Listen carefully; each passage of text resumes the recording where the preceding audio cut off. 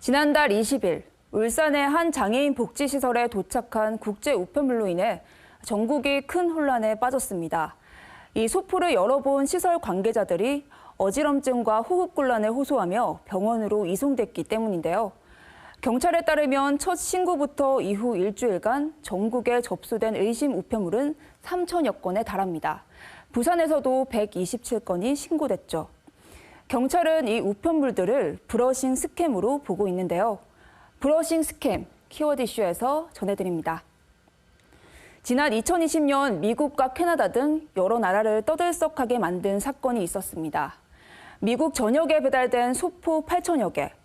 중국에서 발송된 이 소포들에는 작물 씨앗이 담겨 있었습니다.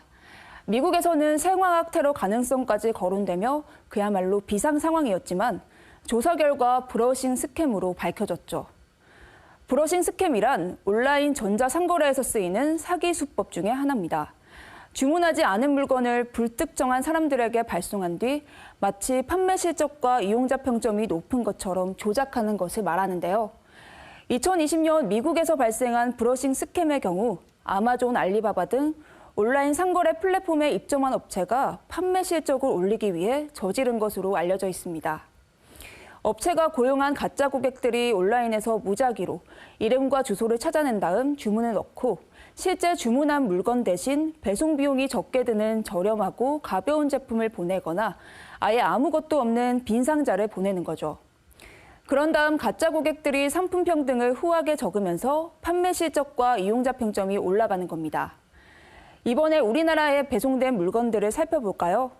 대부분 화장솜이나 립밤 등 소액의 물품들이거나 충전재만 들어있기도 했습니다.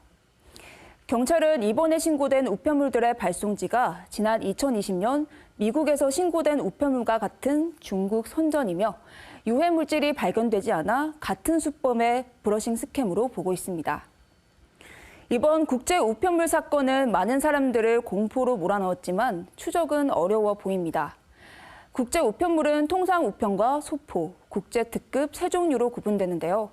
주로 편지나 서류를 보낼 때 쓰이는 통상 우편은 2kg 이하의 작고 가벼운 물품도 보낼 수 있습니다. 이번에 문제가 된 국제 우편물들이 바로 이 통상 우편으로 보내졌는데요. 배송 기록이 남지 않고 또 타이완을 경유했기 때문에 발신자를 찾기 어려워 보입니다.